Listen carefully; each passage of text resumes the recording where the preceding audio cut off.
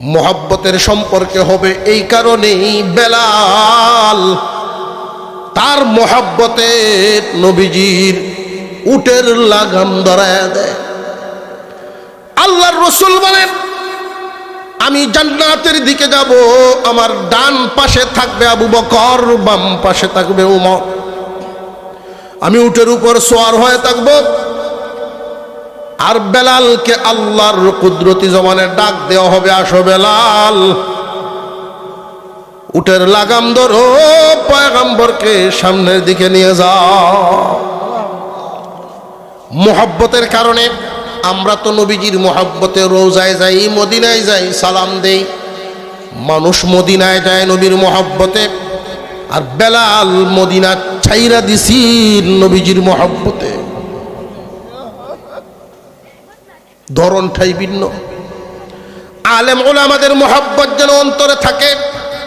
আল্লাহ 4টা পুরস্কার দেন আলেমদেরকে মোহাব্বত করলে। 1 নাম্বার পুরস্কার, লাম তুকতাব লাহু খাতিআতু আইয়াম হায়াতিহি, তার জীবনে কোনো সগীরা গুনাহ লেখাই হয় না। 2 নাম্বার, তার রক্তের বংশধারার মধ্যে আল্লাহ আলেম নামক নিয়ামত দান করেন। আমার কাছে কেউ যদি দোয়া চায়, হুজুর দোয়া করবেন ছেলেটা আলেম হইতো, আমি একটা সবক দেই, আমার যতটুকু বুঝে আসে সেই অনুযায়ী। আলেমদের পিছনে থাকেন, তাদের জুতা টানতে থাকেন। আলেমদের মোহাব্বতে 2 নাম্বার পুরস্কার, তার রক্ত দ্বারা বংশধারার মধ্যে আল্লাহ নিয়ামত দিয়ে দিবেন। 3 নাম্বার পুরস্কার, আল্লাহর পক্ষ থেকে ইমানের মৌত দিবেন। ইমানের উপরে মৃত্যু হবে, ইমানের সাথে মৃত্যু হবে। 4 নাম্বার, হাসরের কঠিন ময়দানে আলেমদের সুপারিশ নসিব হবে।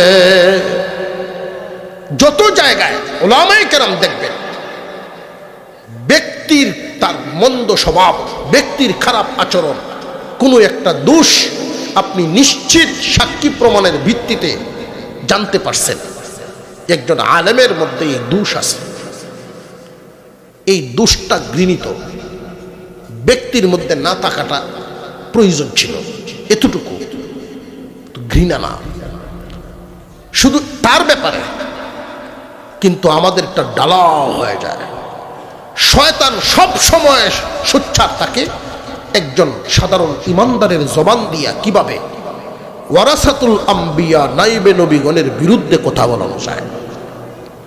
আলহামদুলিল্লাহি কাফা ওয়া সালামুন আলা ইবাদিহিল্লাযীনা ইসতাফা। আম্মা বা'দু ফাআউযু বিল্লাহি মিনাশ শাইতানির রাজীম। বিসমিল্লাহির রহমানির রহিম। ইয়া আইয়ুহাল্লাযীনা আমানুত্তাকুল্লাহা হাক্কা তুকাতিহি ওয়া লা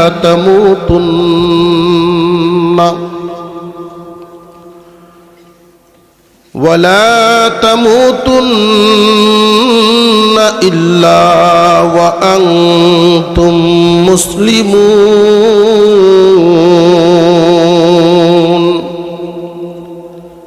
সাদাকাল্লাহুল আযীম। ওয়া ক্বালা রাসূলুল্লাহি সাল্লাল্লাহু আলাইহি ওয়াসাল্লাম, তামুতুনা কামা তাহইয়াউন ওয়া তুহশারুনা কামা তামুতুন।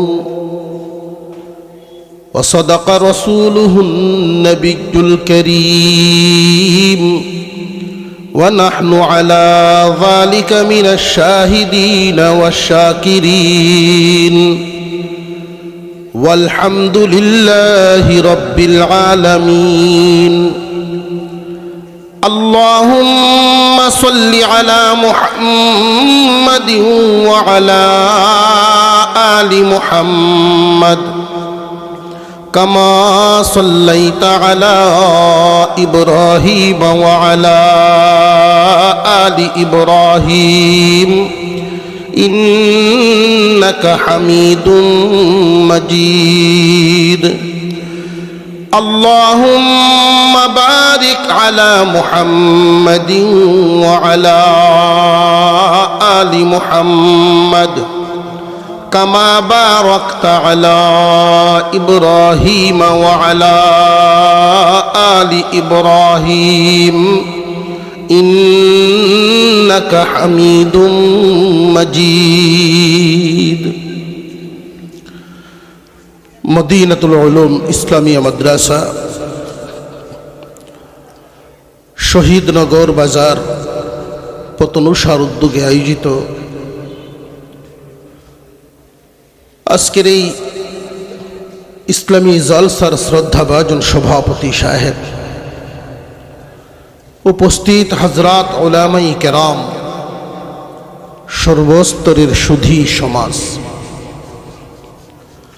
আল্লাহ পাকের দরবারে শুকর আদায় করি যিনি একান্ত দয়া করে মেহেরবানি করে সারা এলাকা থেকে বাছাই করে আজকের এই মুবারক মজলিসে আমাদেরকে শামিল হওয়ার তৌফিক দিয়েছেন। আল্লাহ পাকের শুকর আদায় করি আলহামদুলিল্লাহ। মুহতারাম হাজিরিন, আমি আপনাদের সামনে পবিত্র কুরআনুল কারীমের একখানা আয়াত, নবীজি সাল্লাল্লাহু আলাইহি ওয়াসাল্লামের একখানা হাদিস তিলাওয়াত করেছি। এই আয়াত এবং হাদিসকে সামনে রেখেই কিছু আলোচনা করার ইচ্ছা পোষণ করেছি। আল্লাহ যেন তৌফিক দেন উক্ত আলোচনা থেকে আমাদের সকলকে ফায়দা হাসিল করার, আমরা বলি আমিন। মুহতারাম হাজিরিন, আমরা একদিন পৃথিবীতে ছিলাম না, একদিন থাকব না। এই কথাটা নতুন না পুরাতন? একদিন ছিলাম না, একদিন থাকব না, এই কথাটা শুধু কি মুসলমানদের না সকল মানুষের? আল্লাহর রসুল এবং সাহাবীরা যেভাবে এই কথা বিশ্বাস করতেন, বুঝে হেলো বলতো, মরার মাসলায় কোনো দ্বিমত নেই, মরতে হবে এতে কোনো সন্দেহ নাই। তো আল্লাহ পাক রব্বুল আলামিন ইমানদার মুমিনদেরকে কিভাবে মরবে, যে অন্যদের মরা আর তোমাদের মরা যেন এক না হয়। আল্লাহ পাক যতটা ইনসান বানাইছেন প্রত্যেকের নামে একটা করে জান্নাত বানাইছেন। আমাদের শেষ ঠিকানা হলো জান্নাত, কাফেরদের শেষ ঠিকানা হবে জাহান্নাম। মহান মৌলাই করিম রূহের জগৎ থেকে আমাদেরকে আনলেন মার গর্বে, সেখান থেকে আসলাম দুনিয়ায়, এখান থেকেও চলে যাব। মানুষের মরণ নাই, স্থানান্তরিত হওয়া আছে, মরণ নেই। এজন্যই দেখবেন, শুনবেন, কারোর সংবাদ যখন পড়া হয় অমুক ইন্তেকাল করেছেন। কি করেছেন? ইন্তেকাল, স্থানান্তরিত করেছেন, জায়গা বদলাইছেন। আমরা মানুষ, আমাদের প্রত্যেকের সামনে বিপদের ঘাটি আছে। যেই বিপদের ঘাটি কোনো গরুর সামনে নাই, অন্য মাখলুকের সামনে নাই। মহান মৌলাই করিম ইমানদার মুমিনদেরকে মহব্বত করেন, ভালোবাসেন। একজন ইমানদার যতদিন পর্যন্ত দুনিয়ার জমিনে থাকবে কিয়ামত হবে না। মুমিনদের খাতিরে আল্লাহ দুনিয়ার সব টিকায় রাখছেন। মুমিনদেরকে মোহাব্বত করেন। এই জন্য মুমিনদেরকে উপদেশ দিলেন যে তোমরা অন্যদের মতো মরো না, তোমাদের মরাটা যেন গুণী হয়ে মরতে পারো, কাফেরদের মতো না। মরবে সবাই, কেউ আগে কেউ পরে, মৃত্যু সবারই হবে, এটা কোনো সন্দেহের বিষয় না, নিশ্চিত সংবাদ, নিশ্চিত সংবাদ। মরবে এতে কোনো সন্দেহ নাই। মরবাজে অন্যদের মতো না। ইমানদার মুমিনরা আল্লাহর বড় প্রিয়। এই প্রিয়দের উদ্দেশ্যে মহান আল্লাহ বলেন, ইয়া আইয়ুহাল্লাযীনা আমানুত্তাকুল্লাহা হাক্কা তুকাতিহি ওয়া লা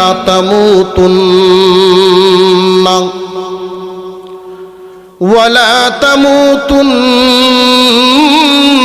ইল্লা ওয়া আনতুম মুসলিমুন। হে ঈমানদারেরা, দুনিয়ার জমিনে থাকবা যতদিন, আল্লাহকে ভয় করে চলবা ততদিন। কেমনে ভয় করবা? যে ভয় করনেওয়ালারা যেমনে ভয় করেছে তাদের মতো করে ভয় করবা। সাবধান, খাঁটি মুসলমান না হইয়া মৃত্যুবরণ করো না। আমরা তো প্রত্যেকেই মনে করি আমরা প্রত্যেকেই মুসলমান,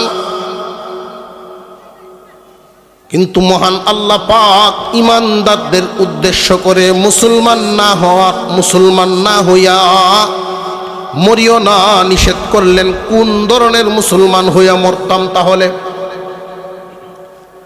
মহান আল্লাহ বলেন, মুসলমান না হইয়া মৃত্যুবরণ করিও না। আমরা তো সবাই মুসলমান, না কোনো সন্দেহ আছে? ইমানদার মুমিন মুসলমান।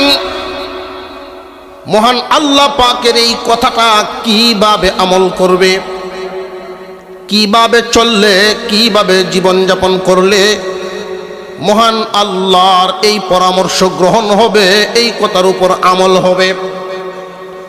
মুহতারাম হাজিরিন, এই দুনিয়ার জমিন থেকে বিদায় হওয়া থেকে নিয়ে শেষ ঠিকানা পৌঁছার আগ পর্যন্ত মানব জাতির সামনে বিপদের ঘাটি, 4টা ঘাটি পাড়ি দিতে হবে। 1 নাম্বার ঘাটি হলো মৌতের ঘাটি, 2 নাম্বার ঘাটি কবরের জগৎ, 3 নাম্বার ঘাটি হলো হাসরের ময়দান, 4 নাম্বার ঘাটি হলো ফুলসিরাত। এমন কোনো মানুষ নাই যেই মানুষ ওই ঘাটি পারি না দিয়া যাবে, এমন কোনো মানুষ নাই। আল্লাহ মানো আর না মানো, ইমানদার হও আর কাফের হও, প্রত্যেকটা মানুষই 4 ঘাটি পারি দিবে, এরপরে সামনে যাবে।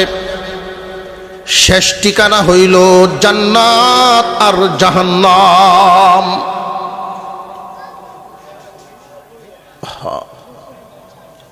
কি হইল আল্লাহ কোনটা বুঝতে পারলাম। মুহতারাম হাজিরিন, আমরা এদিকে মনোনিবেশ করি। ছোট বাচ্চারা হয়তো দৌড় দিছে, পড়ে গেছে কি জানি। তবে একজনের উপরে যদি পড়তো তাহলে ব্যথা পাইত। যাক, এটা উঠাইয়া দেন, স্লিপ কাটছে হয়তো। যাই হোক, ওনাদের উপরে পড়লে তো ব্যথা পাইত।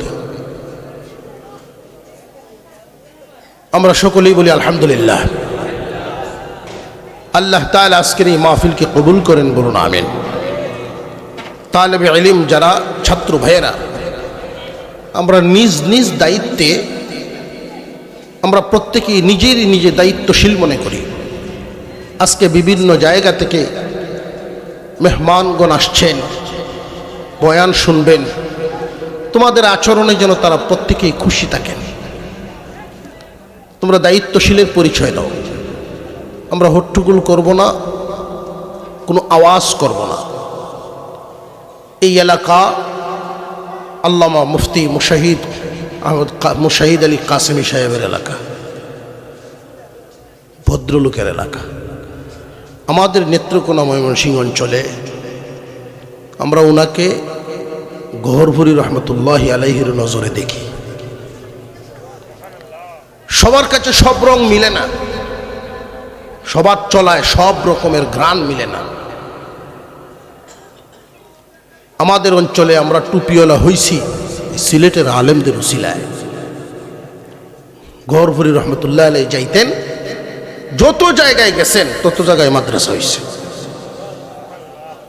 ওনাদের পদদলতে আল্লাহ তাআলা আমাদের এলাকাকে আলোকিত করেছেন। আমি অনুরোধ করেছি হজরতকে, কাসেমি সাহেব, আপনি তো ইচ্ছা করলে দৈনিক 5-6 প্রোগ্রাম আপনার এক জেলার ভিতরেই করতে পারেন, এটা আমরা জানি।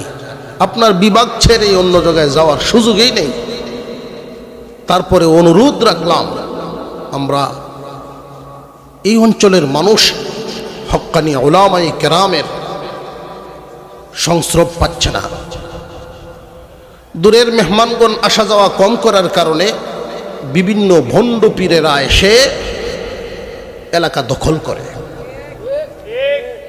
আলেম ওলামা এক একজন এক একটা সূর্য চন্দ্রের মতো আলো দেয়। কাসেমি সাহেব এই বছর অন্য বছরের তুলনায় মাশাআল্লাহ সফর করেছেন, এলাকাবাসী ফায়দা পেয়েছেন। উনি গেলে ভদ্রলোক ওইখানে পৌঁছার পরে আমরা দেখতে পাই গহরভুরি হুজুরের চলাফেরা, কথাবার্তা, আচার আচরণ। মুহতারাম হাজিরিন, কারোর কপালে এটা লেখা থাকে না যে উনি চৌধুরী বংশের মানুষ, উনি সৈয়দ বংশের মানুষ, লেখা থাকে। আচরণ এমন এক জিনিস। মুহতারাম হাজিরিন, বলতেছিলাম এমন কোনো মানুষ নাই 4 ঘাটি পাড়ি দিবে না, মৃত্যুবরণ করবে না, এমন কোনো মানুষ আছে? যদি স্বরাষ্ট্রমন্ত্রী হয় তার তো আর্মি পুলিশ আছে, তার মরণ ফিরবো কিছুদিনের জন্য। আজরাইল 1-2টা ডেট বদলাইব। দুনিয়ার জমিনে যত মানুষ, প্রত্যেকের সামনেই বিপদের এই গাটিগুলো আছে, পাড়ি দিতেই হবে। প্রত্যেকটা গাটিতে 2 রকমের ব্যবস্থা, সুখের ব্যবস্থাও আছে, কষ্টের ব্যবস্থাও আছে। দুনিয়ার জমিনে যার চলন যেমন তার মরণ হবে তেমন, যার মরণ যেমন কবর হাসর ফুলসিরাত তেমন। এই জন্যই চলন যদি ভালো হয় মরণ ভালো হবে, চলন যদি ভালো না হয় মরণ ভালো হবে না। والنازعات غرقا والناشطات نشطا। 2 ধরনের ফেরেশতা দিয়ে আল্লাহ জান কবজ করান। বান্দা যদি নেককার হয় জান কবজ একভাবে হয়, আর যদি বদকার হয় তার জান কবজ আরেকভাবে হয়। আল কবরু রাউযাতুম মির রিয়াদিল জান্নাহ আও হুফরাতুম মিন হুফারিন নার। কবরের জগৎ নেককারের জন্য জান্নাতের একটা বাগান, আর বদকারের জন্য জাহান্নামের গর্ত।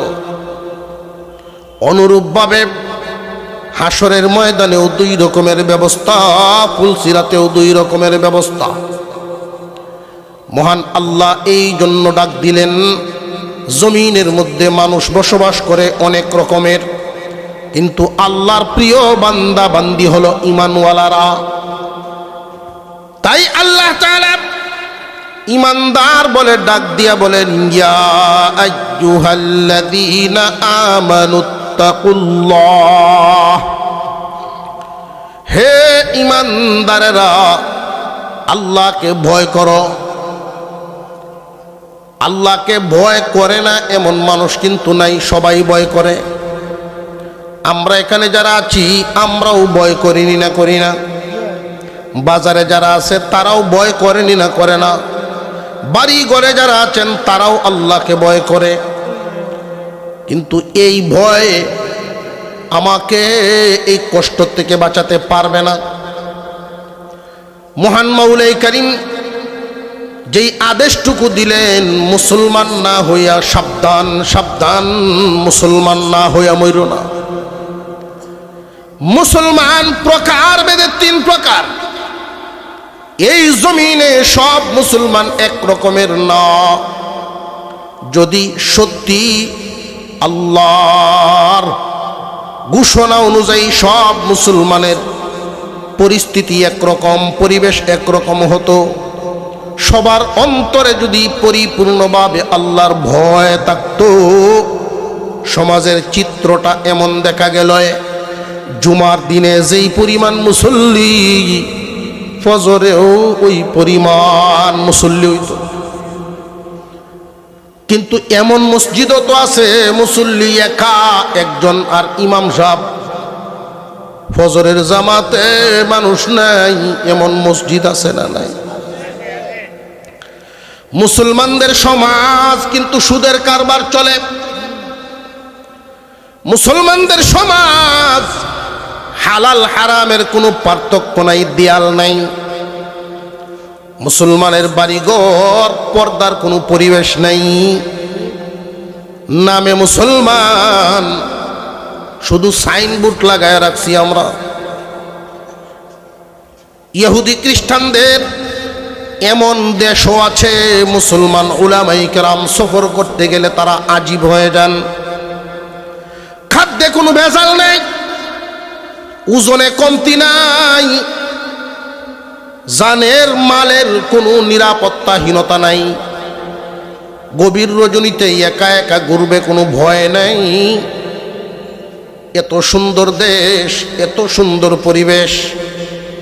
এই জন্য একজন আলেম বলেছিলেন, হুজুর সফর করে এসে দেখলাম আমাদের উপরে শুধু সাইনবোর্ড আছে, ভিতরে সব ফাঁকা। কিন্তু তাদের ভিতর সব ঠিক, সাইনবোর্ডে ভেজাল। ওদের সাইনবোর্ডটা যদি একটু ঠিক করতে পারে, ওরা জান্নাতে যাবে আমাদের আগে। মুহতারাম হাজিরিন, মহান মাওলাই করিম বলেন, মুসলমান না হইয়া মৃত্যুবরণ করিও না। মুহতারাম হাজিরিন, আল্লাহ যে বললেন মুসলমান হয়ে মরার কথা, মুসলমান কোন ধরনের মুসলমান হইয়া মৃত্যুবরণ করব আমরা? প্রকার ভেদে মুসলমান 3 প্রকার। মৌতের সময় আজরাইলের আচরণও হবে 3 প্রকারের সাথে 3 প্রকার। সবার সাথে মরার হালতে একরকম আচরণ হবে না। কবরের জগতেও সবার সাথে একরকম না। যাত্রীটা যেই মানের আচরণ হয় সেই মানের। এয়ারপোর্টে গেলে সব যাত্রীর সাথে সমান আচরণ করে না। স্টেশনের যাত্রী যেই মানের আচার আচরণ তো সেই মানের হয় তার সাথে। মুহতারাম হাজিরিন, মুসলমান 1 নাম্বার গুনাহগার মুসলমান, 2 নম্বরে হলো পরহেজগার মুসলমান, 3 নাম্বার হলো আল্লাহর ওলি মুসলমান। 3 প্রকার মুসলমান। এই 3 প্রকার মুসলমানের মরার হালত হবে 3 প্রকার। কবরের জগতের হালত, হাসরের মাঠের অবস্থা 3 প্রকার। প্রথমে আমরা পরিচয়টা জানি যে কোন প্রকারের মুসলমান কারা। গুনাহগার মুসলমান কারা, পরহেজগার মুসলমান কারা, আল্লাহর ওলি মুসলমান কারা। মহান মাওলাই করিম আদেশ দিলেন, আল্লাহকে ভয় করো। আমরা যারা আল্লাহর বিশ্বাসী, আল্লাহ যে একজন আছেন এই বিশ্বাস আছে না নাই? সন্দেহ আছে কোনো? মহান মাওলাই করিম আমাদের সৃষ্টিকর্তা, তামাম পৃথিবীর সব কিছুর একমাত্র পালনেওয়ালা। আলহামদুলিল্লাহি রাব্বিল আলামিন। সমস্ত জাহানের পালনেওয়ালা যিনি, আমাদের মালিক তিনি। এই বিশ্বাসটুকু আমাদের অন্তরে আছে। আমরা মুসলমান। পরকাল যে একদিন হবে এতে কোনো সন্দেহ আসেনি। জান্নাত জাহান্নাম যে আল্লাহ বানাইছেন এতে কোনো সন্দেহ আসেনি। তাহলে বোঝা গেল বিশ্বাসের কোনো কমতি নাই। আল্লাহ যা যা বানাইছেন, একদিন দুনিয়াতে থাকবো না, একদিন ছিলাম না। এখন আমাদের বুঝতে হবে এতটুকুন ধারণা আমাদের জন্য যথেষ্ট না। ইমানদারদের জানা থাকা দরকার, যেই দিন ছিলাম না কোথায় ছিলাম, যেই দিন থাকবো না কোথায় যাব। যেই দিন আমরা ছিলাম না কোথায় থেকে আসলাম, যেই দিন থাকবো না কোথায় যাব। একদিন ছিলাম না একদিন থাকবো না, এটা অনেক পুরাতন কথা। আবু জেহেলেও জানতো, ছিল না থাকবে না এটা হিন্দুরাও জানে, ঠিক। কিন্তু বিশ্বাসের বিষয় হলো যেদিন থাকবো না আমরা সেদিন যাব কোথায়। আমাদের প্রত্যেকের শেষ ঠিকানা হইল জান্নাত। মানব জাতির জন্য আল্লাহ শেষ ঠিকানা বানায় রাখছেন জান্নাত, আর না হয়ে জাহান্নাম। ওই জান্নাত এবং জাহান্নামের দিকে আমরা রওনা দিয়েছি। একদিন দুনিয়া থেকে চলে যাব শব্দটা আমরা বলি, ঠিক ভুল না, কিন্তু এর গভীরে ভাবলে অর্থ হবে আমরা একদিন চলে যাব, যে না না যাচ্ছি, চলে যাব না যাচ্ছি। কি বলে? আমরা কিন্তু প্রতিটা মুহূর্তে মুহূর্তে ওই শেষ ঠিকানার দিকেই যাচ্ছি। মুহতারাম হাজিরিন, এক নাম্বার বলেছিলাম গুনাহগার মুসলমান, বিশ্বাসের কমতি নাই, কমতি হলো আমলের।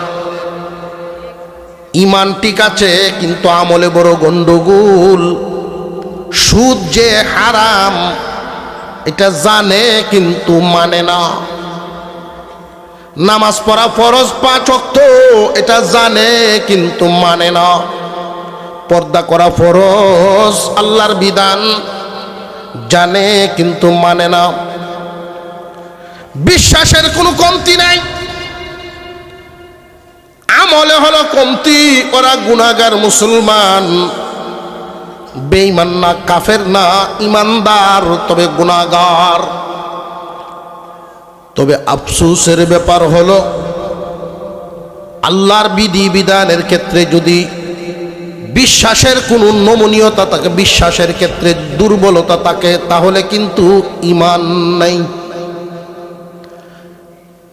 শরীয়তের কোনো বিধানের প্রতি যদি বিশ্বাস দুর্বল হয়ে যায়, শরীয়তের কোরআন হাদিসের যত বিধিবিধান ফরজ এবং ওয়াজিব, আদেশ ফরজ ওয়াজিব আল্লাহর আদেশ, হারাম আল্লাহর নিষেধ, আদেশগুলো পালন করা, নিষেধ থেকে নিজেকে বাঁচায় রাখা। বিশ্বাস করে ঠিক কিন্তু রাখে না, করে না। আল্লাহর গোলামি না করে মনের গোলাম হয়ে যায় তারা। এই দেশের মধ্যে অনেক মুসলমান এমন আছেন আল্লাহর বিধি বিধানের বিরুদ্ধে অবস্থান নেয়। দেশ পরিচালনাই বলেন, সমাজ পরিচালনাই বলেন। মুহতারাম হাজিরিন, মানুষ বুঝে বহুদিন পরে, সময় থাকতে বুঝে না। আমাদের এই দেশে বছরের পর বছর জেল কাটিয়েছে, অন্য কোনো দোষ ছিল না, শুধু আল্লাহর জমিনে আল্লাহর দিন কায়েমের বয়ান করত।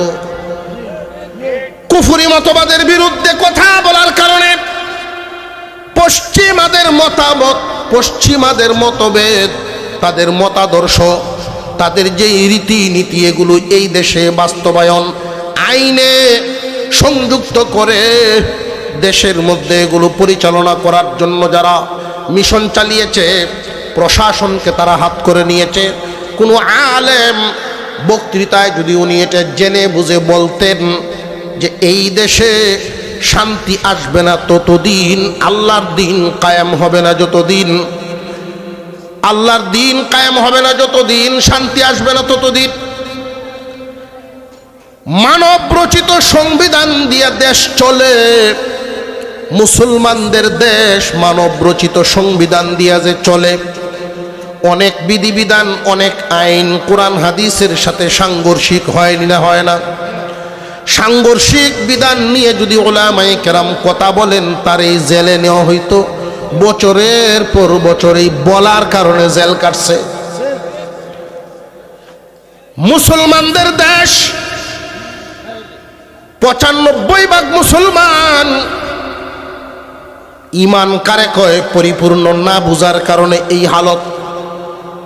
ইমানের গুরুত্ব, দিনের গুরুত্ব যদি তাদের অন্তরে পরিপূর্ণ বুঝ আসতো, তাহলে কুফরি মতবাদ লালন করনেওয়ালারা এই দেশে মাথা উঁচা করে হাঁটতে পারত না রাস্তা দিয়া। মুহতারাম হাজিরিন, কুরআন হাদিসের সমস্ত বিধি বিধানগুলো, আল্লাহ এবং রসুলের বিধি বিধানগুলো মানার ক্ষেত্রে, বিশ্বাস করার ক্ষেত্রে কোনো দুর্বলতা থাকতে পারবে না মুমিন। যদি দুর্বলতা আসে, ইমানদারের কাতারেই নাই, কাফের। কথা বুঝে আসতেছে? পর্দা পালন করা এটা কি দুর্বলতা? চলবে না, ফরজ। করতে পারি না, এটা আমার দুর্বলতা। করা লাগতো না শব্দ যদি কেউ বলে, পর্দা লাগে না, বাবি মার সমান, পর্দা লাগে না, লাগে না কইতে দেরি, কাফের হইতে দেরি নেই। বহু মানুষ এমন আছে যে ভাই নামাজ পড়েননি, পড়ে না যারা, ওদের মধ্যে দুই দল। এক দল বলে হুজুর ফরমু, এই তো দড়ি লাইমু, তাহলে বোঝা গেল নামাজ যে ফরজ এই কথা মানে ঠিক পালন করে না। সে ফাসেক, গুনাহগার, কাফের না। তার জবানে যদি এমন কথা বের হয়, শুনছি হুজুর আপনারা নামাজ পড়েন, নামাজ লাগে না, নামাজ লাগে না বলতে দেরি, কাফের হইতে দেরি নাই। বুঝে আসতেছে আমাদের? গুনাহগার মুসলমানের হালতের মধ্যেই আমরা থাকতে পারি কিনা সেই কথাটা বোঝাচ্ছি। বিধিবিধান পালনের ক্ষেত্রে তো বহুত ত্রুটি, বিশ্বাসের ক্ষেত্রটাই দেখেন কোন হালতে যাচ্ছে। মুহতারাম হাজিরিন, বিদেশি বিভিন্ন সাংবাদিকেরা প্রশ্ন করছে, আমাদের দেশের নীতি নির্ধারক নেতা কর্মীদেরকে বিভিন্ন সময় প্রশ্ন করে, এই দেশে যদি আপনারা ক্ষমতায় আসেন শরিয়া ভিত্তিক আইন চালু করবেন কিনা? উত্তরটা যার যার অবস্থান থেকে, যার যার বুঝ থেকে উত্তর দিয়েছেন। তবে মনের হালত রাখতে হবে এমন, বহুদিন যাবৎ কুফরি মতবাদ দিয়ে এই দেশ চলে আসছে, হঠাৎ করে শরিয়া আইন জারি করা যাবে না। তবে শরিয়া আইন জারি না করলে দেশের পরিপূর্ণ শান্তি আসবে না, এতে কোনো সন্দেহ নাই। শরিয়া আইন যে জারি করতে হবে এই ইচ্ছা আমাদের আছে। আমি একজন মুসলমান, মনে প্রাণে চাইতে হবে, মনে প্রাণে আগ্রহ প্রকাশ করতে হবে। আদালত চলবে ইনসাফের আইন দিয়া, মানুষের আইন দিয়ে আদালত চললে ইনসাফ কায়েম হবে না। একজন ইমানদার মনে প্রাণে যদি না চায়, চাওয়ার ক্ষেত্রেই যদি দুর্বলতা আসে, তাহলে ইমানই নেই। নামে মুমিন, কিন্তু এর নাম হলো মুনাফিকদের লিস্টে। জানিয়া রাখবেন, শরীয়তের বিধি বিধান জমিনে কায়েম হলে শান্তি আসবে, এতে সন্দেহ নাই। কিন্তু বিভিন্ন প্রতিকূলতার কারণে, বিভিন্ন সমস্যার কারণে আস্তে ধীরে কায়েম করতে হবে। কিন্তু কায়েম যে করতে হবে এই ইচ্ছার কোনো দুর্বলতা। মুহতারাম হাজিরিন, আল্লাহর বিধি বিধানের প্রতি ঈমানটুকু রাখলেই আল্লাহর পক্ষ থেকে জান কবজ যখন করা হবে, একটা সুসংবাদ নিয়ে তার জান কবজ হবে। গুনাহগার মুসলমান আল্লাহর বিধি বিধান, শরীয়তের বিধান পরিপূর্ণভাবে মুহাব্বতের সাথে বিশ্বাস করে। কিসের সাথে বিশ্বাস? বুঝা হিসাবে না মুহাব্বতে? কারোর কাছে শরীয়তের বিধান যদি বুঝা মনে হয় যে আমি মুসলমানের ঘরে জন্ম নিয়েছি, তাই বলে কি বাজারে হাফ প্যান্ট ভিন্দে আটতাম না? হাঁটু গুড়ে রাখা ফরজ, এই ফরজটুকু সে মানতেছে সমাজের চাপে। এই ফরজের প্রতি, শালীনতার প্রতি তার মহব্বতে মানে না, সমাজের চাপে মানে। বিষয়টা যেন এমন না হয়। যদি এমন হয় তাহলে ঈমান নাই। বুঝে আসতেছে? শরীয়তের প্রত্যেকটা বিধি বিধানের প্রতি মহব্বতের বিশ্বাস, বিশ্বাস থাকবে মহব্বতে, কিন্তু কমতিটা হলো তার আমলে। সুদ যে ঘৃণিত হারাম কাজ, সুদ খাওয়া কি জায়েজ না হারাম? এই সুদের স্তর 70টার মতো বর্ণনা করেছেন আলেম ওলামাগণ। প্রায় সময় প্রায় জায়গায় বলে বেড়াচ্ছেন। মসজিদ থেকে বলা হয় জুমার দিনে, ওয়াজ থেকে বলা হয় মাহফিলে, বিভিন্ন জায়গায় কোরআন হাদিসের এই কথাগুলো শোনানো হচ্ছে। তারপরেও কিন্তু সুদের লাগাম টানা যাচ্ছে না। দিন যত যায়, এমন একটা সময় ছিল, উলামায়ে কেরাম বলতেন, এমন এক সময় ছিল 7 জন সুদকুরের নাম একটা কাগজে লিখে তাবিজ বানানো হইতো। গরুর কান্দ ফুকা হয়ে গেছে, গরুর কান্দের মধ্যে জলের দাগে ফুকা হয়নি না, হয় না জলের দাগ, এটার মধ্যে কাকে ঠুকরা এলছে, জায়গাটা কত হওয়ার কারণে পুকা হয়ে গেছে। রাজনগরী হুজুর ছিলেন আমাদের অঞ্চলের দেওবন্দি হুজুর, গৌরবরী হুজুর যারা ছিলেন, যে উনাদের সিনিয়র ছিলেন উনি আল্লামা হুসাইন আহমদ মাদানী রহমতুল্লাহি আলাইহি এর সাথী ভাই। ওনার কাছে আসছে একজন এই চিকিৎসা নেওয়ার জন্য। উনি বলেন 7টা সুদকুরের নাম লেখিয়া গরুর কান্দ লটকায় দেয়। অনেকদিন সময় লাগছে, গ্রাম খুঁজতে খুঁজতে 7 জন সুদকুরের নাম পাইছে। কিন্তু এমন একটা সময় আমরা পার করতেছি, 7 জন ভালো মানুষ, সুদ মুক্ত মানুষ পাওয়া কঠিন হয়।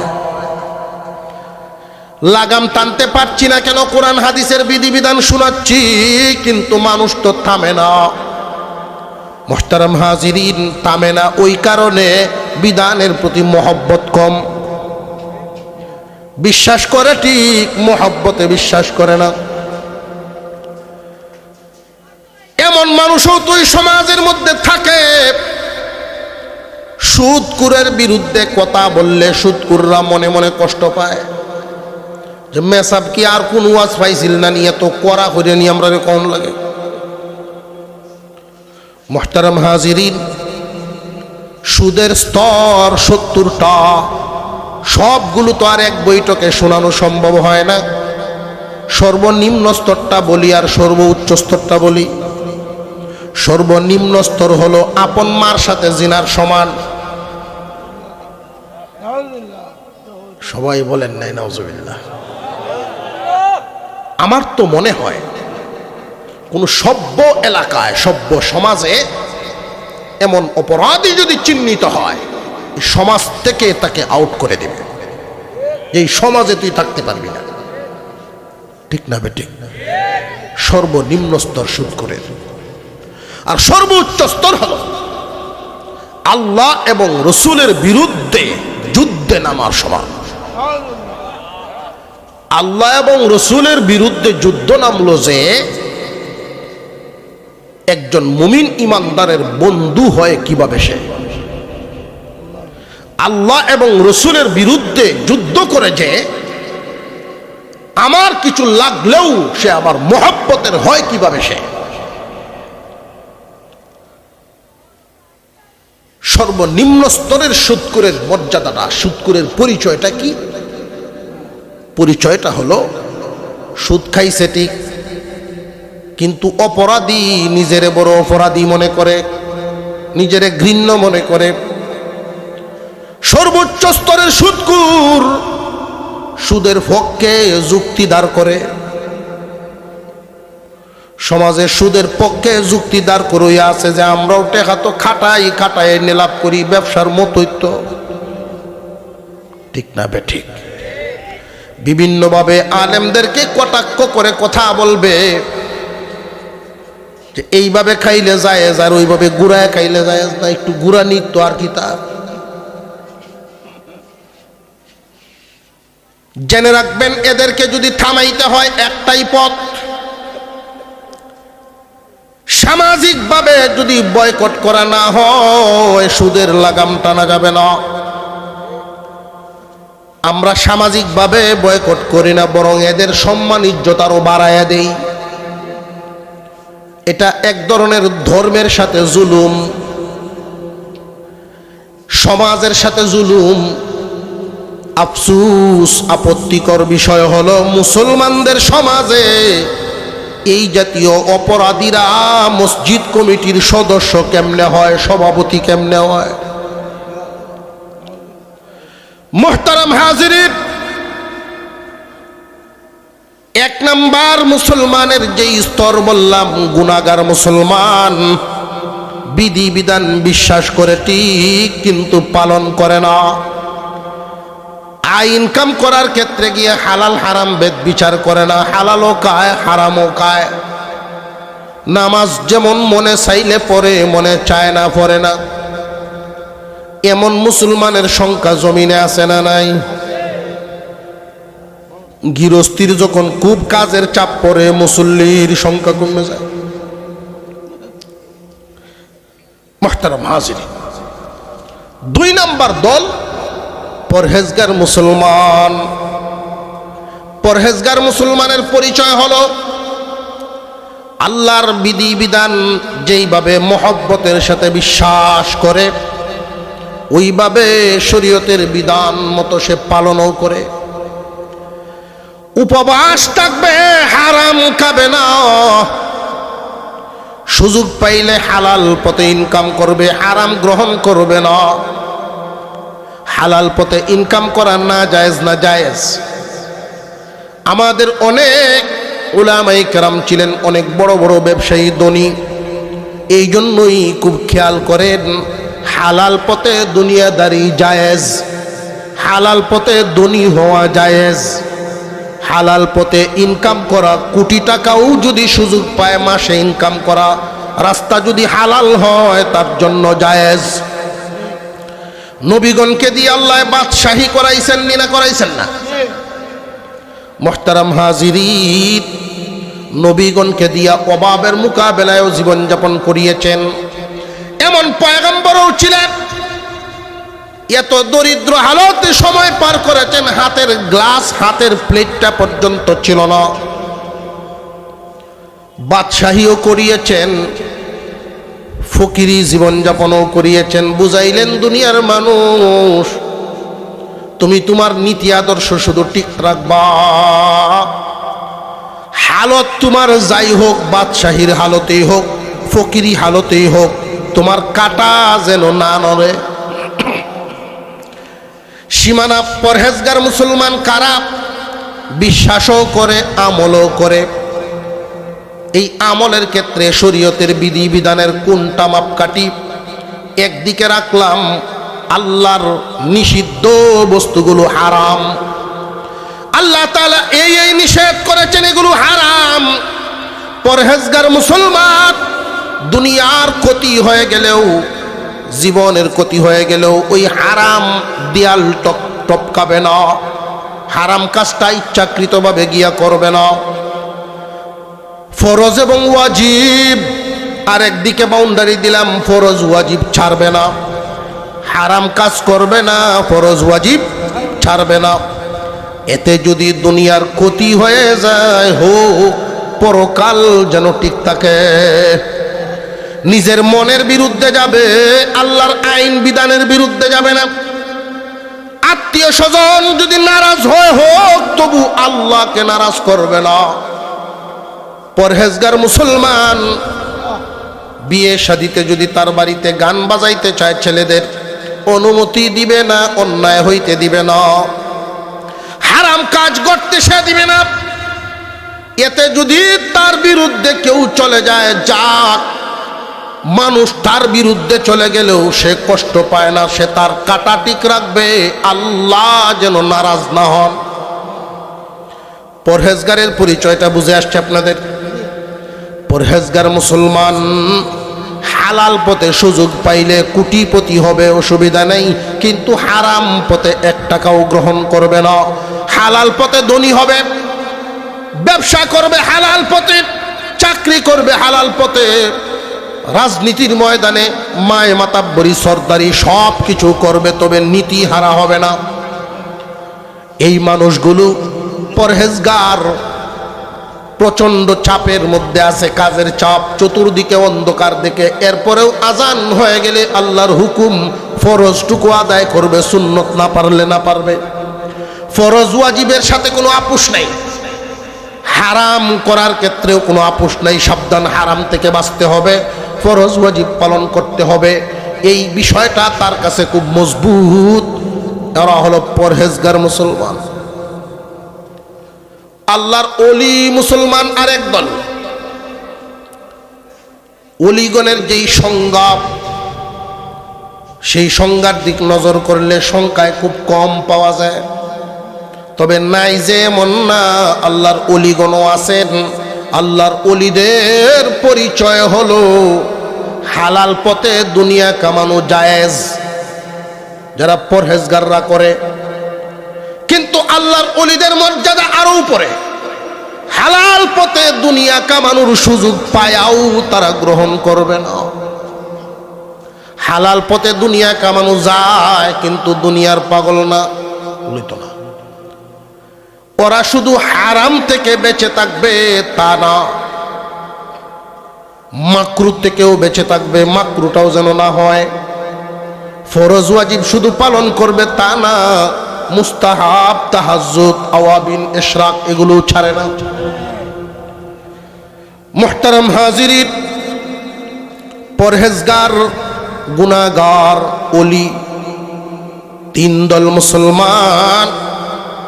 এই 3 দলের উদ্দেশ্যে মহান আল্লাহ যেই সবকটা দিলেন, ইয়া আইয়ুহাল্লাযীনা আমানুত্তাকুল্লাহ, হে ঈমানদারেরা, আল্লাহকে ভয় করো, ভয় করার মতো করো। মতো বলতে কি বুঝাইলেন? যারা ভয় করেছেন তাদের মতো যেন হয়। ভয় করে গেছেন জমিনে এমন মানুষের ইতিহাস আছে না নাই?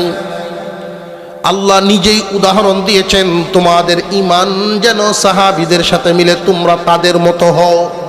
কাদের মতো? সাহাবীদের মতো, আল্লাহর ওলিগণের মতো। আল্লাহওয়ালারা জীবন যাপন করে গেছেন, আল্লাহকে ভয় করার মতো ভয় করো। এই মতটা উদাহরণ দিলে আরো সহজে বুঝে আসে। কোনো একটা জামা দেখলেন, পছন্দ হয়ে গেল, ভাই কই বানাইছো বা কোন দোকান থেকে আনছো? অমুক দোকান। ওইখানে গিয়া যদি আপনি বলেন যে ভাই আমার অমুক ভাইয়ে যে জামাটা নিল ওইটার মতো একটা জামা দেন, মতো বুঝাইছেন। মিস্ত্রিকে বললেন যে তুমি ওই গ্রামে যে ঘর বানাইছো বড় সুন্দর, ওইটার মতো একটা ডিজাইনে ঘর বানাইয়া দাও, মতোটা বুঝাইছেনি। মহান মাওলাই করিম হুকুম দিলেন, ইত্তাকুল্লাহ, আল্লাহকে ভয় করো, হাক্কা তুকাতিহি, ভয় করার মতো। ওয়ালা তামুতুন্না, কখনো মৃত্যুবরণ করবা না, মৃত্যুবরণ করবা না। ইল্লা ওয়া আনতুম মুসলিমুন, যতক্ষণ না তোমরা মুসলমান হইতে পারছো। মুসলমান না হইয়া মরিও না, কারণ মরার হালত সবার সমান না। আজরাইল আলাইহিস সালাম যখন জান কবজ করে মানুষের, দুই দল ফেরেশতা দিয়ে আল্লাহ জান কবজ করান। এক দলে গিরা কুলার মাধ্যমে জান কবজ করে, আর এক দলে ডুব দিয়া জান বের করে আনে। দুই দলের জান কবজের হালত নবীজি বলেন, এক দলের জান কবজ করতে গিয়া ওই যে গিরা খুলবে, দুনিয়াতে দেখবেন কোনো বেলুনের মধ্যে যদি বাতাস আটকানো হয়, বেলুনের মধ্যে বাতাস আটকাইয়া যদি গিরা দেন, এই বেলুনটার ভিতরে গিরাটা চলে যায়। গিরা যদি খুলতে হয় মুখে হালকা চাপ দিতে হয়, নইলে সুযোগ পাবেন না, ডিল না করলে খুলতে পারবেন না। ওই যে হালকা চাপটা, ওই চাপটা হলো নেককারের মরার সময় দেওয়া হয়। আল্লাহর রাসূল সাল্লাল্লাহু আলাইহি ওয়াসাল্লাম বলেছিলেন, আজরাইল রে, আমার তো মনে হয় উহুদ পাহাড় আমার বুকের উপর রেখে দিলি। আজরাইল আলাইহিস সালাম বলেছিলেন, হুজুর, এই পর্যন্ত যত জান কবজ করলাম এত আসানে কবজ করি নাই।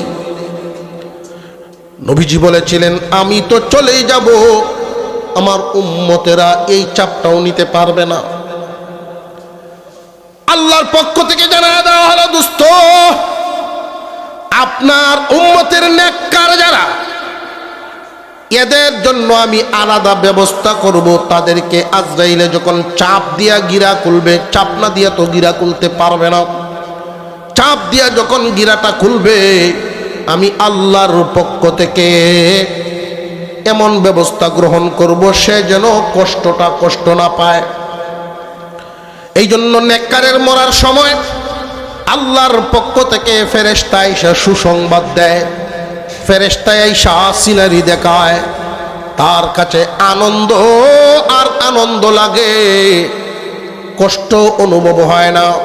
যেমন ধরেন, কোনো মানুষ যদি হাত পা কাটে হাসপাতালে নেওয়া হয়, সিঁড়ি করার সময় আগেই সে ব্যথা পাইবে এই ভয়ে কান্দে। ডাক্তার বলে চিন্তার কোনো কারণ নাই, সাইটে দিয়া ইনজেকশন করিয়া জায়গা অবশ করা হয়। ইনেস্থেশিয়া আছে না নাই? এই অবশ করার মাধ্যমে জায়গাটার মধ্যে যখন কাজ করা হয় ব্যথা আর পায় না। যুগাল যন্ত্রর ব্যথা দেওয়ার যোগ্যতা কি কমে গেছে? সব ঠিক আছে, কিন্তু ইনেস্থেশিয়া করে ইনজেকশন দিয়া তারে সেভ করা হয়েছে। ঠিক তেমনি ভাবে নেককারের মরণ, আজরাইল যখন জান কবজ করবে, নেককারের কাছে আল্লাহর পক্ষ থেকে 500 ফেরেশতার বাহিনী আসে। এক একজনের হাতে জান্নাতি রুমাল, আর এক হাতে আতরদানি। একজনের আতরের সুঘ্রাণের সাথে আর একজনের তার মিল নেই। ওই বাহিনী দেখবে কোন নেককার তাদেরকে দেখে সালাম দিয়ে দিবে, কোন নেককার মুস্কি হাসি মারবে, তার জান কবজ হবে। দুনিয়ার জমিনে যেমন মার কুল থেকে বাবার কুল, বাবার কুল থেকে মার কুলে সন্তান আদান প্রদান করলে দুইটা হাত বাচ্চায় হাসতে হাসতে বাড়ায় দেয়, উড়াল দিয়া যায়। এইভাবে আল্লাহর নেককার বান্দারা দুনিয়া থেকে বিদায় হবে, ফেরেশতারা জান্নাতের চিত্র তুলে ধরবে। এই দেখো রে বান্দা, পরহেজগারির জীবন যাপন করার কারণে তোমার এই হালত। এখান থেকে তুমি ওইখানে যাইবা, জান্নাতের চিত্রটা দেখবে আর উড়াল দিতে চাইবে। কি সুখের জায়গা! দেখায়া দেখায়া যখন জান কবজ করা হবে, গিরাকুলার চাপ তার কাছে আর চাপ মনে হবে না। পক্ষান্তরে বদকার যদি হয়, মোহতারাম হাজিরিন, বেঈমান কাফের যারা, ইমানদার মুমিনদের মধ্যে গুনাহগার যারা, গুনাহগারের পরিচয়টা আপনাদেরকে আগেই দিয়েছি। মানেট বিশ্বাস করে ঠিক পালন করে না, শরীয়তের বিধি বিধান বিশ্বাস করে ঠিক পালন করে না। ওরা মনের গোলামি করে, রবের গোলামি করে না। মনে যখন চায় তখন তাই করে। মনে চাইছে নামাজ পড়বে, মনে চায় না নামাজ ছেড়ে দিবে। আল্লাহর হুকুমের প্রতি তাদের কোনো তোয়াক্কা নাই, ভয় নাই। মুহতারাম হাজিরিন, আল্লাহর ভয় যার অন্তরে আছে, ব্যস্ততা তারে নামাজ থেকে দূরে রাখতে পারবে না, কারণ আল্লাহ নারাজ হবেন। আল্লাহর হুকুম। জমিনের মধ্যে মানুষের হালত খুব ভালো করে নিজেরাই আমরা দেখি। আমার হালতটা কোন পর্যায়ে আছে, আপনার হালতটা কোন পর্যায়ে আছে। আমি কোন ধরনের মুসলমান, গুনাহগার মুসলমান নাকি পরহেজগার মুসলমান নাকি ওলি মুসলমান? গুনাহগার মুসলমান হলো তারা বিশ্বাস করবে পালনে গন্ডগোল আছে, পালনের মধ্যে কম বেশি হয়ে গেছে, মনে চায় করে, মনে চায় না ছেড়ে দেয়। পরহেজগাররা কখনো মনের কথায় চলবে না। রবের যা বিধান, এই বিধান সে কখনো, হয়তো সুন্নতের ক্ষেত্রে, মুস্তাহাবের ক্ষেত্রে তার দুর্বলতা আছে, ফরজ ওয়াজিবের ক্ষেত্রে আর হারামের ক্ষেত্রে কোনো আপোষ নাই। ফরজ ওয়াজিব ছাড়বে না, হারাম কাজ করবে না। আল্লাহর অলিগণের হালত তো আরো ঊর্ধ্বে, শুধু হারাম আর ফরজ ওয়াজিবের মধ্যে সীমাবদ্ধ না। আমল করার ক্ষেত্রে ফরজ ওয়াজিব তার কাছে তো এমনভাবে বডির সাথে, রুচির সাথে, চিন্তার সাথে মিশে যায়, রক্তের সাথেই মিশে যায়। মুস্তাহাব সুন্নত আমলগুলো তারা ছাড়ে না। আমাদের কাছে যদি এক ওয়াক্ত ফরজ ছুটে যায় যেমন কষ্ট লাগে, আল্লাহর ওলিদের কোনো সুন্নত ছুটে গেলে এর চেয়ে বেশি কষ্ট লাগে। হারাম কাজ তো করবেই না, মাকরুটাও করবে না। এই জন্য নেককারের মরণ আর বদকারের মরণ, বদকারের মরণটা হবে এমনভাবে, একটা প্রাণীকে জবাই না করে সিলাইলে যেমন কষ্ট পাবে, এর চাইতে দ্বিগুণ কষ্ট দিয়া জান বের করা হয়। ফেরেশতাকে দেখেই আত্মা লুকাইতে থাকে, বডির ভিতরে ডুব দেয়, না বের হব না। তার সুরত দেখেই ভয় পাওয়া যায়, তরতর করে কাঁপতে থাকে। সখরাত যখন আরম্ভ হয়, পেরেশান আর পেরেশান। এই মানুষটার জান বের হইতে চায় না। গিরাকুলার মাধ্যমে ওই ফেরেশতারা তো আসবে না। আল্লাহ পাকের এমন ফেরেশতা আল্লাহ পাঠাবেন, তার ভিতরে ডুব দিয়া ডুইখা যাবে। এমন ভাবে লুকায়িত থাকলেও হাড়ের ভিতর থেকে গিয়ে ধরে তারে, এই আত্মাটারে যখন টান দিয়া বের করে এই ফেরেশতায় 432টা রোগের মাথা এক টান দিয়া ছিঁড়ে ফেলে। নারী বুড়ির সাথে লাগানো এক টান দিয়া যখন ছিঁড়ে ফেলে, সারা বডির রোগের মাথাগুলো ছিঁড়ে ফেলা হয়। আল্লাহর রাসূল বলেন, প্রাণীকে জবাই না করে চামড়া জিলাইলে যেমন কষ্ট হবে, এর চাইতে দ্বিগুণ কষ্ট দিয়া বদকার বেঈমান কাফেরদের জান কবজ করা হয়। গুনাহগার হয়ে মরবানা, সাবধান সাবধান। গুনাহগারের এই কষ্ট কাফেরদের মতোই কষ্ট দেওয়া হবে। কারণ গুনাহগারের চলাফেরা কাফেরের চলার মতো, গুনাহগারের চলাফেরা কাফেরদের চলাফেরার মতো। কাফেররা যেমন আল্লাহ বিশ্বাস করে না, মানেও না, গুনাহগারে শুধু বিশ্বাস করছিল কিন্তু মানার ক্ষেত্রে তাদের সমান। সুসংবাদ একটা তারে দেওয়া হবে, ইমানদার হওয়ার কারণে, বিশ্বাস করার কারণে তোমার একটা সুসংবাদ দিলাম, চিরদিন কাফেরদের মতো তুমি জাহান্নামে থাকবা না। ইমান থাকার কারণে তুমি সাজা ভুগে জান্নাত পাইবা। তবে সরাসরি জান্নাতে যাইতে পারবে না, যাইবা এখন জাহান্নামে। এই জাহান্নামের কথা শুনে তার ভিতরে কষ্ট শুরু হবে। কাফেরদের মতো করে সাজা দিয়ে, কষ্ট দিয়ে জান বের করা হবে। পরহেজগারকে ফেরেশতা কানে কানে বলবে, ওগো আল্লাহর বান্দা, পরহেজগারির জীবন যাপন করার কারণে মহান আল্লাহ আমাদেরকে পাঠাইছে তোমাকে নেওয়ার জন্য। এইখান থেকে যে তুমি যাইবা, কই যাইবা জানোনি? জাহান্নামের আগুনে না জ্বালায়া তোমারে সরাসরি জান্নাত দিবে। পরহেজগারির জীবন যাপন, দুনিয়াতে প্রতিটা মুহূর্তে মুহূর্তে কষ্ট তার পাড়ি দিতে হবে। কাটা বিছানো রাস্তা, বড় অন্ধকার পিচ্ছিল রাস্তা, এটা পাড়ি দিতে হবে। তখন সুসংবাদ নিয়ে দুনিয়া থেকে বিদায় হয়, সরাসরি জান্নাতে যাওয়ার সুসংবাদ।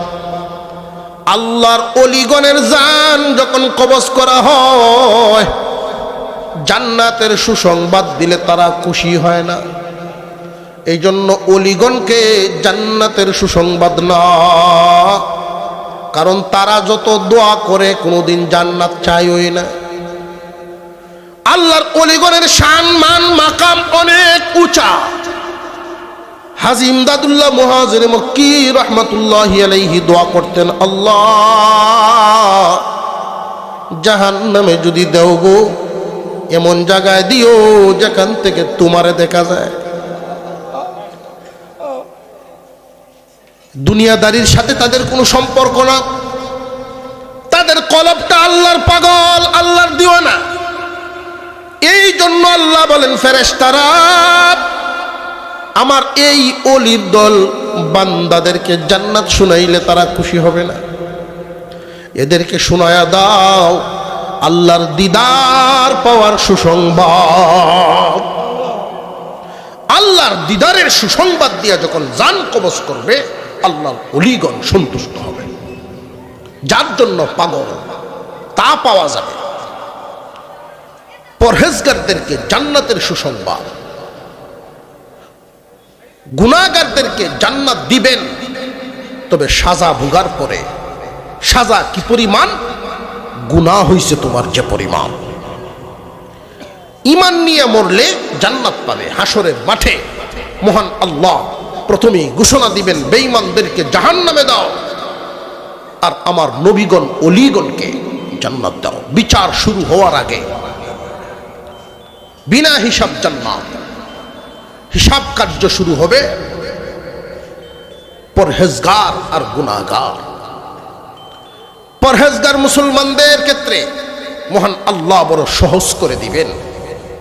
তাদেরকে সহজ হিসাবে জাহান্নামের সাজা না দিয়া সহজ হিসাবে জান্নাত দিবেন। গুনাহগারদের জন্য বড় কঠিন হিসাব।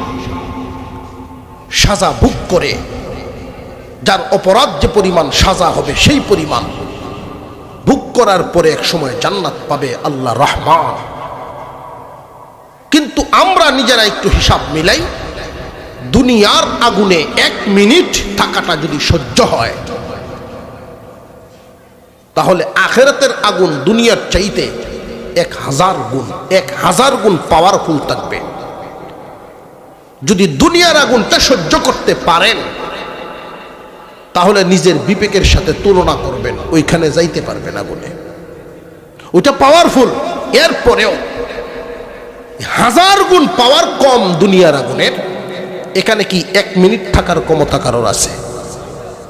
যদি নাই থাকে, তাহলে আল্লাহ যে বললেন তোমরা মুসলিম না হইয়া কখনো মরো না। কোন ধরনের মুসলমান? ওলি যদি হইতে নাও পারি, গুনাহগার হইয়া যেন না মরে। বুঝে আসছে কথাটা? ওলি যদি হইবার নাও পারে, গুনাহগার হইয়া যেন না মরে। অন্তত সাবধানতার সাথে পরহেজগারি অবলম্বন করা। পরহেজগারদের জীবন যাপন, ইচ্ছাকৃতভাবে হারাম কাজ করব না, ইচ্ছাকৃতভাবে হেলায় হেলায় আল্লাহর হুকুম ফরজ ওয়াজিব ছাড়ব না। অনিচ্ছায় যদি ঘটে যায়, আল্লাহর কাছে তওবা করলে আল্লাহ মাফ করে দিবেন। মুহতারাম হাজিরিন, কিয়ামতের কঠিন ময়দানে কিছু উসিলা স্থাপন করা হবে। উসিলা, কোন কোন গুনাহগারকে আল্লাহ হাসরের মাঠেই মাফ করে দিবেন। সাজা ঘোষণা হয়ে গেছে, তার গুনার পরিমাণ ছিল কিছু, কিন্তু এমন এমন কিছু গুণ ছিল এই লোকটার, যেই গুণগুলো আল্লাহর কাছে বড় পছন্দের। কিয়ামতের কঠিন ময়দানে একদল মানুষকে আল্লাহ মাফ দিবেন। উসিলার মাধ্যমে সুপারিশকারীরা সুপারিশ করবে, আল্লাহ ওরারে মাফ করে দাও। সুপারিশের অনুমতি দেওয়া হবে 3 দলকে। ইয়াশফাউ ইয়াউমাল কিয়ামাতি সালাসা আল আম্বিয়া সুম্মাল উলামা সুম্মাশ শুহাদা। আলেমগণ, শহীদগণ আর নবীগণের জামাত। নবীগণ উম্মতের জন্য সুপারিশ করবেন, আলেমগণ উম্মতে মুহাম্মাদির আলেম উলামারা সুপারিশ করবে, সুপারিশ মঞ্জুর হবে। এই জন্য আল্লাহর রসুল সুসংবাদ জানায় গেছেন, উম্মতকে বলে গেছেন, উম্মতেরা রে, চার দলের বাহিরে যায়ও না। কুন আলিমান, আলেম হয়ে যাইও, যদি তা হইতে না পারো আও মুতাআল্লিমান, আলেমদের ছাত্র হইও, এটাও যদি হইতে না পারো আও মুঈনান, আলেমদের সাহায্যকারী হইয়া থাকবা। আলেম উলামাগণ দ্বীনের কাজ করেন, এই কাজের মধ্যে নিজেরা লাগায়া রাখবা, আলেমদের সহযোগী থাকবা। এটাও যদি হইতে না পারো আও মুহিব্বান, আলেমদেরকে মহব্বত করবা, আলেম উলামাদেরকে মহব্বতকারী হইবা। 4 নাম্বার এটা। ওয়ালা তাকুন খামিসান, সাবধান তোমরা 5 নম্বরে যাও না। নবীজি বলেন আলেম উলামাদের প্রতি মহব্বতটা যেন অন্তরে থাকে, এটা যেন বের না হয়। কারণ কিয়ামতের কঠিন ময়দানে সুপারিশ হবে রক্তের কোনো সম্পর্কে না, সুপারিশ তো হবে মহব্বতের সম্পর্কে। রক্তের সম্পর্কে যদি সুপারিশ হইতো, আবু জেহেল আবুল আহাব আমরার আগে থাকতো। মহব্বতের সম্পর্কে হবে, এই কারণেই বেলাল তার মহব্বতে নবীজির উটের লাগাম ধরায় দেয়। আল্লাহর রাসূল বলেন, আমি জান্নাতের দিকে যাব, আমার ডান পাশে থাকবে আবু বকর, বাম পাশে থাকবে উমর। আমি উটের উপর সোয়ার হয়ে থাকব, আর বেলালকে আল্লাহর কুদরতি জবানে ডাক দেওয়া হবে, আসো বেলাল, উটের লাগাম ধরো, পয়গম্বরকে সামনের দিকে নিয়ে যাও। মোহব্বতের কারণে আমরা তো নবীজির মোহব্বতে রোজায় যাই, মদিনায় যাই, সালাম দেই। মানুষ মদিনায় যায় নবীর মোহব্বতে, আর বেলাল মদিনা ছাইরা দিছি নবীজির মোহব্বতে। ধরনটাই ভিন্ন। আলেম উলামাদের মোহব্বত যেন অন্তরে থাকে।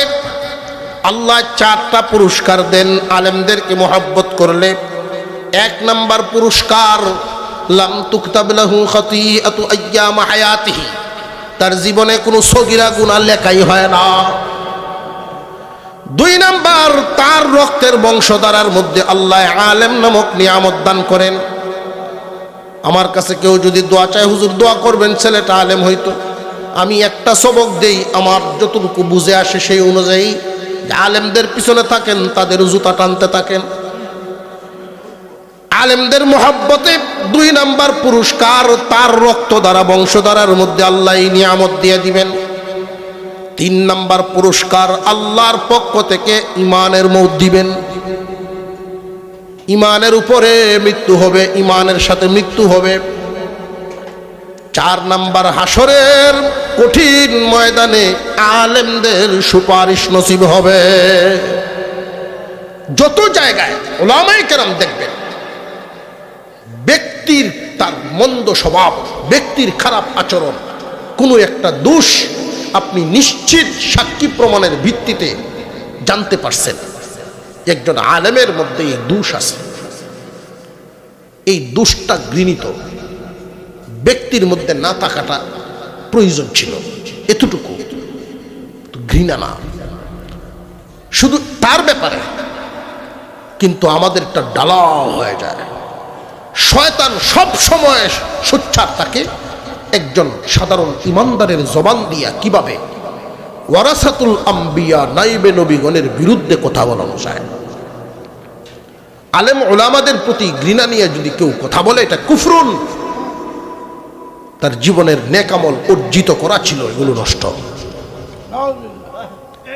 শয়তান সাকসেসফুল হয়ে যায়। এমন কিছু কথা মানুষের জবান থেকে শয়তানে বের করে তার মনে কুমন্ত্রণা দেয়। ভাইও, আপনার ব্যক্তিগত কোনো স্বার্থ যদি একজন আলেমের কারণে ছুটে যায়, আপনার ব্যক্তিগত স্বার্থ ছুটে গেল, তাই বলে আলেমের প্রতি কোনো খারাপ ধারণা, কুধারণা, ঘৃণা আনতে পারবেন না। আপনার ব্যক্তিগত কারণে তার সাথে সম্পর্ক দূরত্ব বা নৈকট্য হবে না। আল্লাহর দ্বীনের কারণে কারোর সাথে সম্পর্ক হবে আল্লাহর ওয়াস্তে, দূরত্ব হবে আল্লাহর ওয়াস্তে। মুহতারাম হাজিরিন, কারোর সাথে যদি মোহাব্বত করেন আল্লাহর সন্তুষ্টির জন্য, দূরত্ব আনবেন আল্লাহর সন্তুষ্টির জন্য। আমরা স্বভাব এমন পর্যায়ে পৌঁছছে, আমার মর্জি মাফিক কমিটি যদি না হয় মসজিদ ও চান্দা দেওয়া বাদ। ঠিক না বেঠিক? শয়তানের মারাত্মক ধোঁকা। শয়তান দুই ধরনের, জিন শয়তান আছে, মানুষ শয়তানও আছে।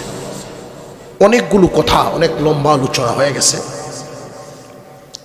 মহান আল্লাহ যে বললেন, হে ঈমানওয়ালারা, আল্লাহকে ভয় করে চলো, ভয় করার মতো।